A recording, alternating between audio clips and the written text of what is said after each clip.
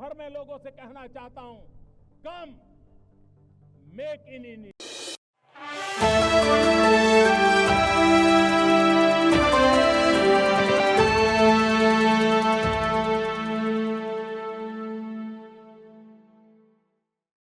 तो अरविंद केजरीवाल कहते थे बस रायता फैलाओ, तो इतनी गंदगी कर दो, इतना छीछा लेदर कर दो कि कुछ भी लॉजिक, तर्क, तुक, तरीका ना बचे। इतनी बातें कहने को हैं। मैं गुजारिश करूंगी हमारे भाई सुधांशु जी से, आपके समक्ष कुछ और चीजें रखें। मतलब ये इसकी सिलसिलेवार ये जो सीरीज है चलती रहेगी। मित्रों, आज 1 जनवरी है। मैं आज आप सबको बधाई देना चाहता हूं कि रोमन गॉड जैनुस के नाम पर रोमन किंग न्यूमा मेम्फिलिस के द्वारा मूलतः प्रतिपादित, जूलियस सीजर के द्वारा started, pope Gregory the 13th के द्वारा 1582 में करेक्टेड और अंग्रेजों द्वारा 1752 में अंगीकृत इस अंग्रेजी नववर्ष के प्रथम दिन की आप सभी को बधाई। और 2024 का वर्ष गुजर चुका है और ये वर्ष भारत की राजनीति और विश्व में एक अद्भुत, विस्मयकारी, सुखद और विचित्र अनेक प्रकार के स्मृतियां छोड़ गया है। 2024 में जहां एक तरफ श्री राम मंदिर का उद्घाटन हुआ 500 वर्षों के बाद, 60 वर्ष के बाद देश में लगातार तीसरी बार किसी प्रधानमंत्री को सरकार बनाने का मौका मिला। प्रधानमंत्री श्री नरेंद्र मोदी जी को संविधान ने 75 वर्ष पूर्ण किए और हम पूरे वर्ष में फास्टेस्ट ग्रोइंग लार्ज इकोनॉमी में से एक रहे। परंतु उसी के साथ एक विचित्र संवैधानिक उदाहरण भी इस 2024 में देश ने देखा, जब जेल से रहकर एक मुख्यमंत्री ने सरकार को चलाया। पहली बात यह भी स्पष्ट हो कि ऐसा नहीं कि केजरीवाल जी जेल जाने वाले पहले मुख्यमंत्री थे जिनके ऊपर आरोप लगा और उन्हें जेल जाना पड़ा।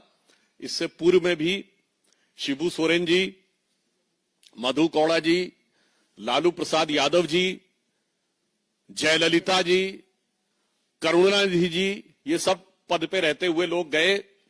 परंतु कम से कम लालू प्रसाद यादव जी ने भी इतनी मर्यादा रखी थी कि पद छोड़ दिया था नैतिकता के आधार के ऊपर। परंतु 2024 में एक ऐसा विस्मयकारी और विचित्र उदाहरण देश को देखने को मिला कि जिन्होंने मुख्यमंत्री के रूप में पद नहीं छोड़ा, और उससे बड़ी बात, जेल में रह के पद नहीं छोड़ा और जेल से बाहर आके पद छोड़ दिया। इसीलिए जो उनकी विचित्रता है वो अपने आप में इतनी विस्मयकारी है कि किसी के लिए समझना थोड़ा मुश्किल हो सकता है। आज हम आपके सामने, चूंकि अब नया वर्ष आया है, इस अंग्रेजी नए वर्ष में नित नए रूप और नित नए स्वांग रचने वाले पार्टियों में कोई और नया चित्र विचित्र उदाहरण देखने को मिले, उससे पूर्व हम याद दिलाना चाहते हैं कि आम आदमी पार्टी उस विचार के साथ आई थी कि हम नई राजनीति लेके आ रहे हैं। और आज की राजनीति में सबसे बड़ी चुनौती सारे राजनीतिक दलों के लिए जो थी वो ये थी क्राइसिस ऑफ क्रेडिबिलिटी, विश्वसनीयता का संकट। एक विचार आम जनता में बना है कि राजनीतिक लोग जो कहते हैं वो नहीं करते हैं। भारतीय जनता पार्टी और एनडीए ने प्रधानमंत्री श्री नरेंद्र मोदी जी के नेतृत्व में इस विचार को बदला। हमने राजनीति में प्रामाणिकता को स्थापित किया और आम आदमी पार्टी उसकी दूसरी एक्सट्रीम है, जो कहते हैं वो कभी नहीं करते हैं।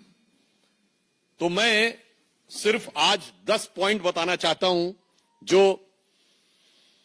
आम आदमी पार्टी और केजरीवाल जी ने कहे थे और उसका यथार्थ क्या है।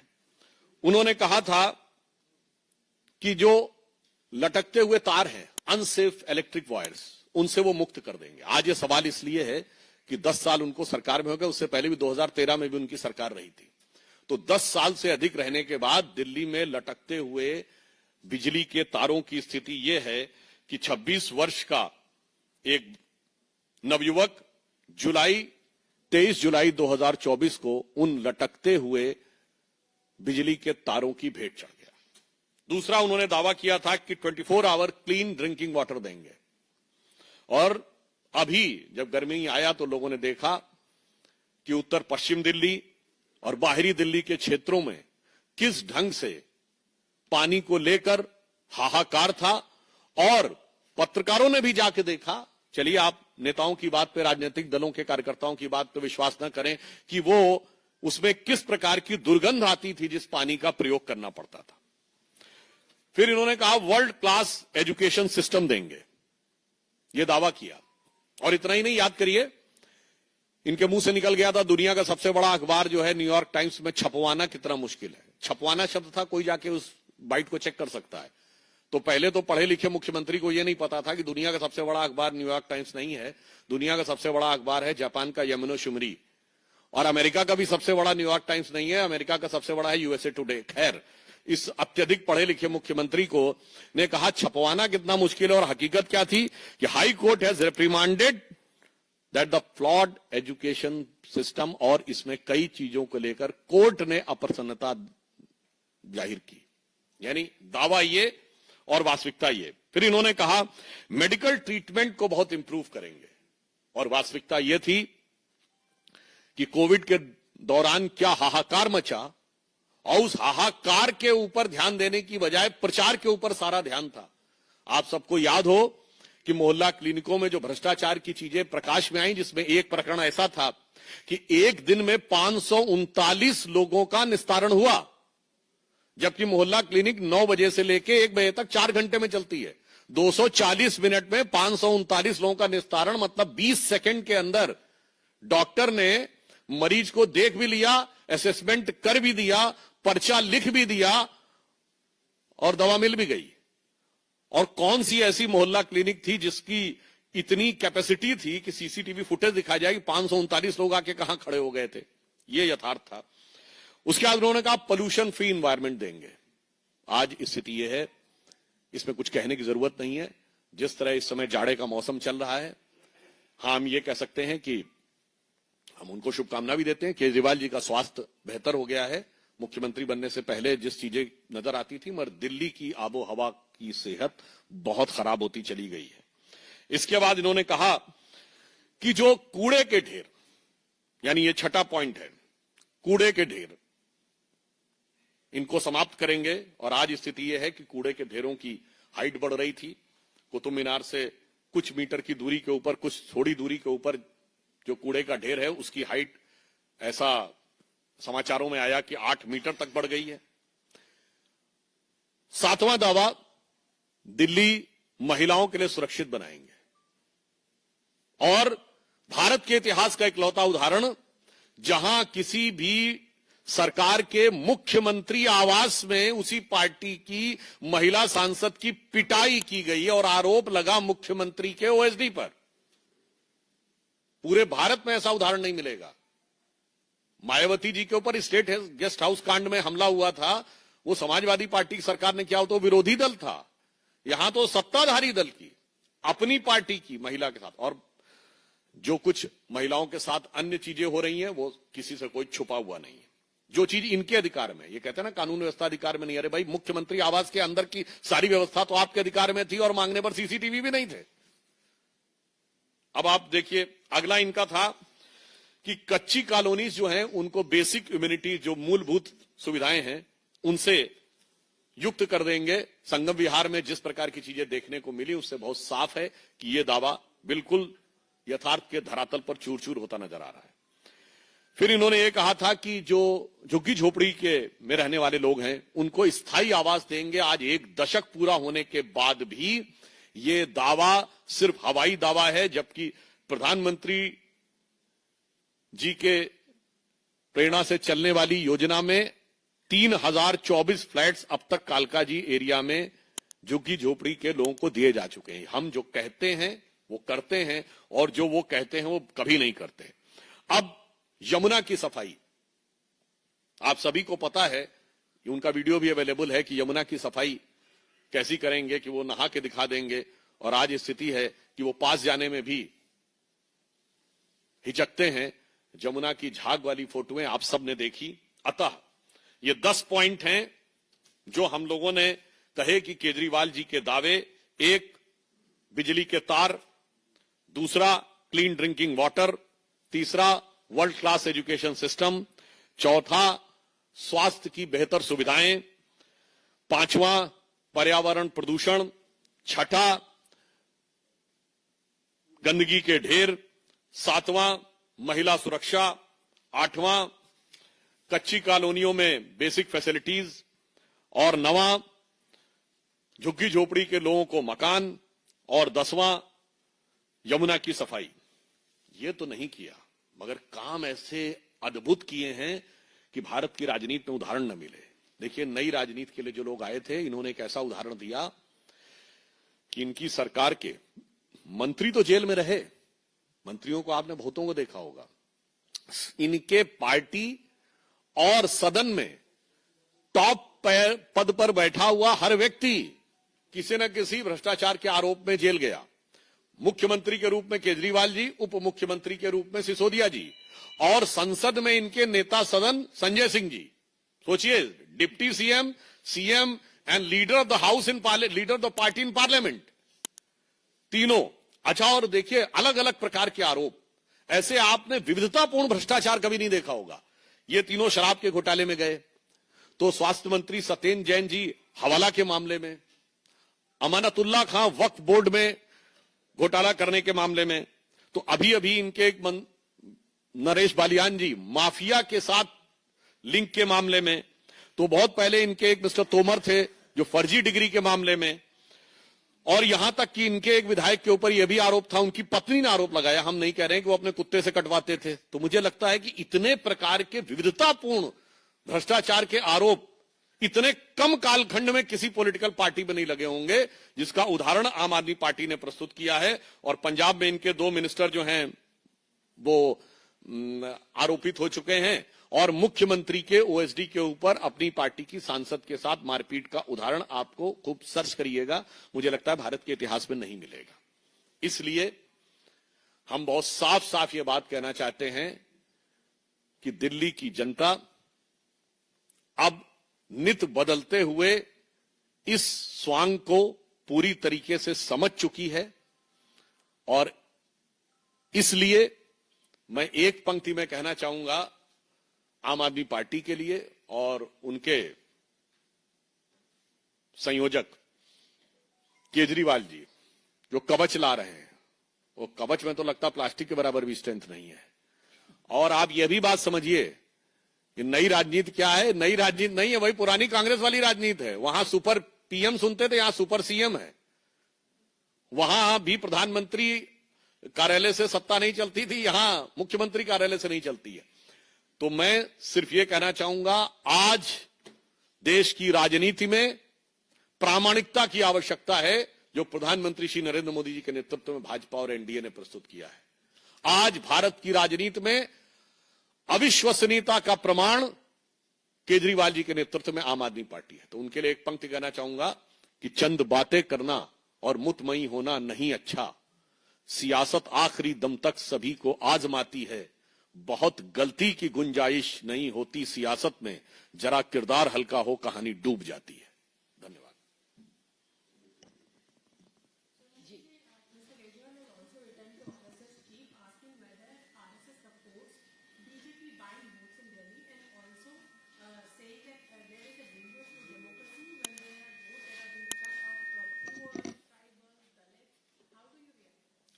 मुझे लगता है मीडिया में बने रहने की छटपटाहट और बौखलाहट में वो ये भी नहीं ध्यान रखते जो सरकारी आदेश के द्वारा मुफ्त में दारू बिकवाते हैं, मतलब एक पौवे के बदले दूसरा पौवा फ्री देने वाले आज कह रहे हैं कि ये बांटा जा रहा वो बांटा जा रहा। मुझे लगता है ये केवल मीडिया का ध्यान आकर्षित करने के अलावा और कुछ नहीं। और मैं उनसे कहना चाहता हूं, संघ को लिखिए नहीं, संघ से सीखिए। झुग्गी झोपड़ी और दलित बस्तियों में काम करने वाला भारत का सबसे बड़ा ऑर्गेनाइजेशन है सेवा भारती, जो आरएसएस से जुड़ा हुआ है। तो सेवा का भाव सीखिए, सियासत की चाल छोड़िए।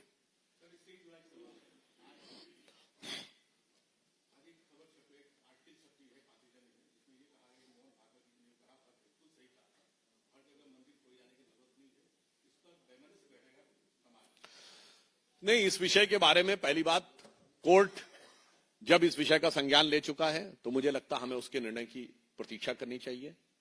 और ऑन द लाइटर नोट मैं कहूंगा कि किसी भी चीज के अंदर बहुत डेप्थ में जाएंगे तो पता नहीं किस किस प्रकार की चीजें निकलें, चाहे आप जमीन के नीचे जाएं या शरीर के नीचे जाएं। जो वो पुराने जमाने में था ना, एक पुरानी फिल्म थी ना, अमर अकबर एंथोनी, तो बस डर ये रहता है कि जब फिल्म खत्म होगी तो तीनों का बाप किशन लाल निकल आएगा, तो वो भी एक भय रहता। मगर फिलहाल कोर्ट ने निर्णय दे दिया है, इसलिए हम लोगों को कोर्ट के निर्णय की प्रतीक्षा करनी चाहिए।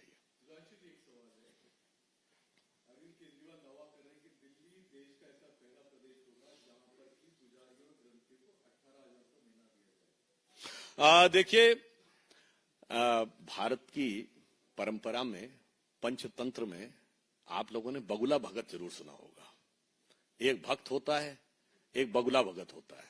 बताइए, जिन लोगों ने धार्मिक मामले के ऊपर क्या क्या नहीं बोला है, और वक्त आने के ऊपर मैं बहुत साफ बात कहना चाहता हूं कि धर्म के प्रति आस्था और संस्कृति के प्रति आस्था, जो मंदिरों के खिलाफ रहते थे, जो राम मंदिर के खिलाफ थे, कहते थे कि राम मंदिर तो हमारी अननेसेसरी, इनको परिवार को बीच में नहीं लाना चाहिए, मुझे लगता है वो ये करने का प्रयास। और दूसरी बात, उन्हें करना चाहिए। फॉर्म किस बात का भरवा रहे हो भाई?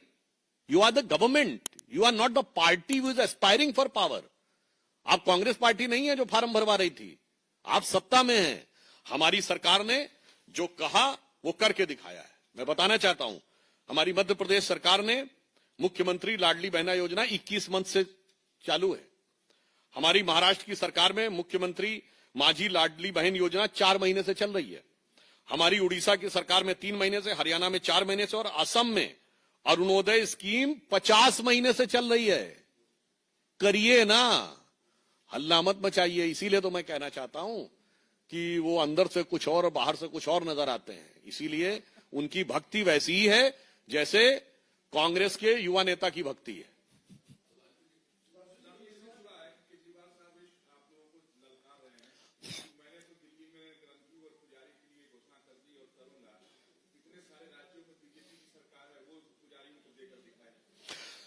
देखिए, एक बात मैं कहना चाहूंगा। पहली बात तो उन्हें करना चाहिए। दूसरा, हम ये कहना चाहेंगे, यहां पर बात सिर्फ पैसे की नहीं, बात तो सम्मान की भी है। अगर सिर्फ पैसे की बात होती तो अंग्रेजों के जमाने में भी हो जाता। बात मान सम्मान स्वाभिमान की है। यदि कोई व्यक्ति, ये वैसे ही हैं जिनके अंदर भक्ति नहीं है और पूजा की पुजारियों को देने की बात करते हैं, जैसे ये वो लोग हैं जो बगैर रोजा रखे रोजा अफ्तार करते हैं।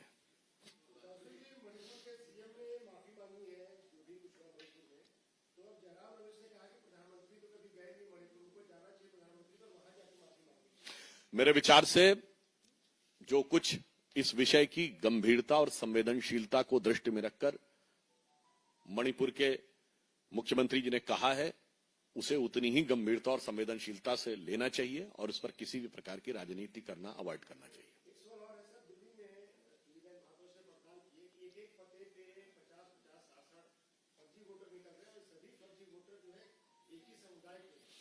देखिए, बहुत बड़ी चुनौती है। बड़े शहरों में विशेषकर होता है। दिल्ली चूंकि देश की राजधानी है, तो जो घुसपैठिए आकर सेटल हो रहे हैं, यदि इनकी जांच हो तो इससे किसको परेशानी हो रही है ये सहज समझा जा सकता है। आम आदमी पार्टी की सरकार में 2 चीजों की गारंटी निश्चित रहेगी। भ्रष्टाचार, क्योंकि सभी मंत्री और विधायक उसमें संलिप्त होंगे समान भाव से, और दूसरा घुसपैठियों की भरमार। भारतीय जनता पार्टी इन दोनों को निर्मूल करके दिल्ली को निर्मल करने के लिए प्रतिबद्ध है।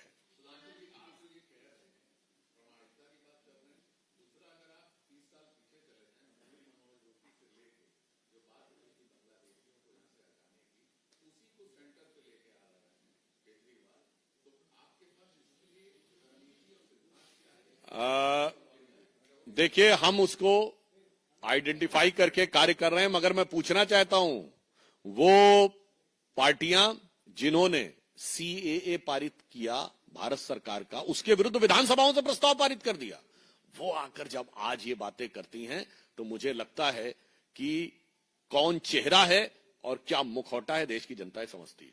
धन्यवाद।